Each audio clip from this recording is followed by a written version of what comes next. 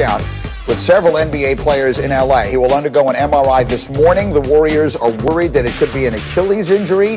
They're holding out hope it's not as serious as that. But if you were reading the tea leaves on social media, all the reaction that seemed to be coming in yesterday, it sounded very pessimistic. And so here's the great Jalen Rose with me here. I see the look on your face.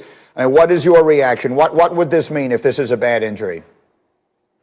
I'm just really disappointed for Clay and his family. Hopefully it's not a torn Achilles, which is being reported.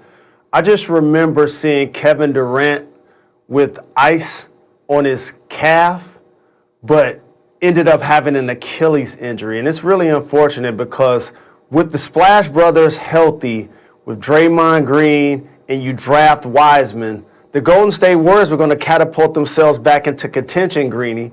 Now without Klay Thompson, there'll be a lower half playoff team potentially in the Western Conference. And now that he's had Achilles injuries potentially in back-to-back seasons, we now start looking at the future of their team, wondering, can they now recapture championship glory?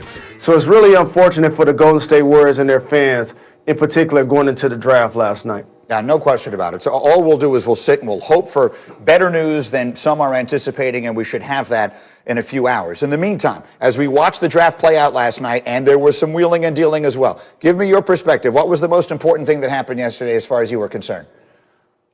Wow, a lot of amazing things happened, Greeny. So it's not the generational changing type of player that got picked last night. There wasn't a Tim Duncan and Akeem Olajuwon and LeBron James to get picked last night. However, the first three players to me fell exactly where they should in order to maximize their potential. I love Anthony Edwards teaming up with D'Angelo Russell along with Karl Anthony Towns. They bring back Ricky Rubio to give him a traditional point guard. I like his potential on both ends of the floor, his strength, his physicality, and his ability to be a dynamic scorer. I like Wiseman for the Golden State Warriors because of all of the things that the Golden State Warriors have had the last few years. The one thing they haven't had is height. And he's going to give them that. He's going to give them dunks. He's going to give them blocks. He's going to give them a guy that can run the floor and really be a game changer up front. I love LaMelo Ball with Charlotte.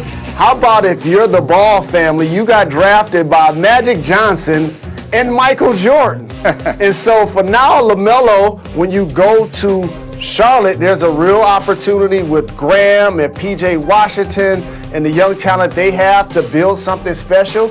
And then number 4 is where the draft really kind of took off, in my opinion. Anytime somebody goes 4th in the draft, when they don't start for their collegiate team, that lets you know that you're rolling the dice. And I like that the Bulls did that. But I'll tell you what, in the Western Conference, the team that's on the come up that didn't make the playoffs this season is the Phoenix Suns. We know they got Booker. We know they have Aiden. We know they added CP3. But I love Jalen Smith at the 10 spot.